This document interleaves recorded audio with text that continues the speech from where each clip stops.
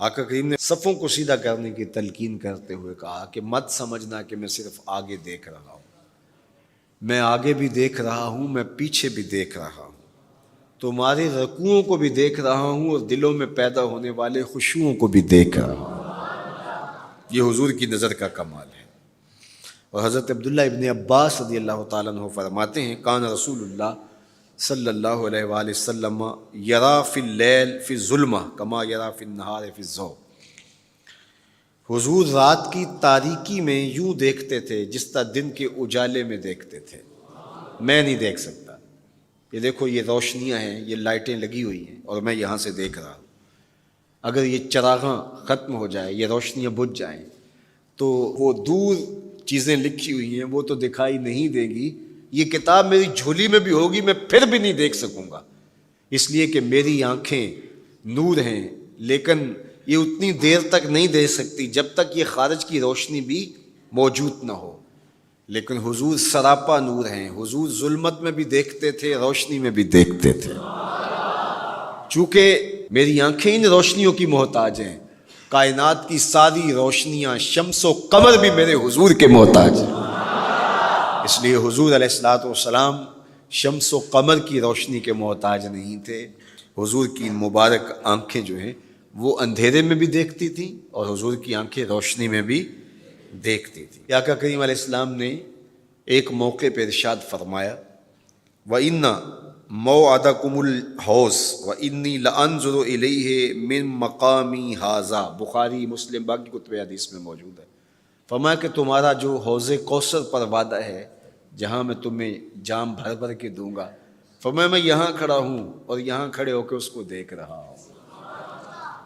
حضور یہاں کھڑے ہیں اور وہاں دیکھ رہے ہیں۔ ایک دن حضور صلاۃ الاستسقاء پڑھا رہے تھے، جب بارش نہ ہو رہی ہو تو اس کی جو نماز پڑھائی جاتی ہے اللہ کے حضور دعا کرنے کے لیے تو اس کو صلاۃ الاستسقاء کہا جاتا ہے۔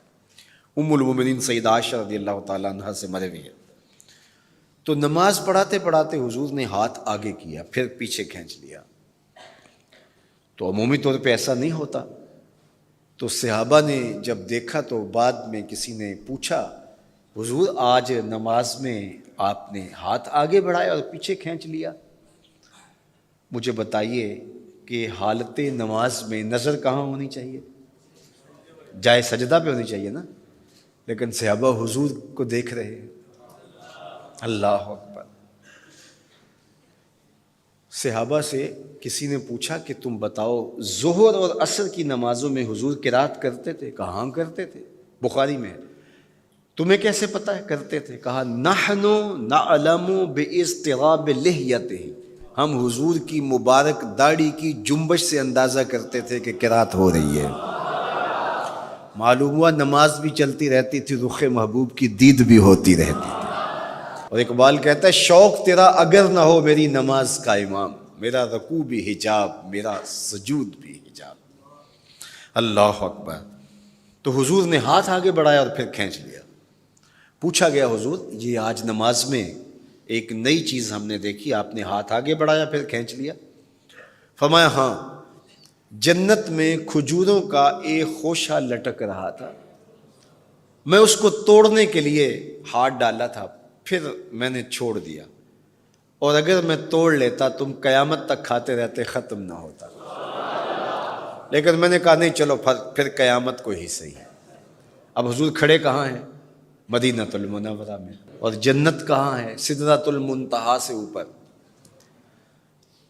سر پٹ گھوڑا دوڑے اور تیز رفتار گھوڑا، تازی گھوڑا، 500 سال دوڑنے کے بعد پہلے آسمان تک پہنچے، پھر اتنی موٹائی آسمان میں، پھر دوسرا آسمان، پھر تیسرا آسمان، درمیان میں پھر خلائیں بھی، پھر وہاں سے 7 آسمانوں کے بعد کہیں سدرۃ المنتہا، اور قرآن بتاتا ہے کہ جنت بھی سدرۃ المنتہا کے پاس ہے، پھر آگے جنت، اور جنت کے جو درخت ہیں وہ 70,000 سال کی اونچائی پر ہیں، وہاں لٹکتی ہوئی کھجوروں کے خوشے، اور حضور علیہ السلام نے یہاں کھڑے ہو کے ہاتھ بڑھایا اور وہاں حضور کا ہاتھ پہنچ گیا۔ یہ ہاتھ کے پہنچنے کی منتہا نہیں ہے، ضرورت یہاں تک کی تھی لہٰذا یہاں تک پہنچا، اگر ضرورت اس سے آگے کی ہوتی تو آگے بھی پہنچ جاتا. تو حضور کا ہاتھ یہاں سے یہاں تک پہنچا. یہ حدیث پاک میں نا، میں اور آپ ہاتھ اٹھائیں تو ہمارا ہاتھ کہاں تک پہنچتا ہے؟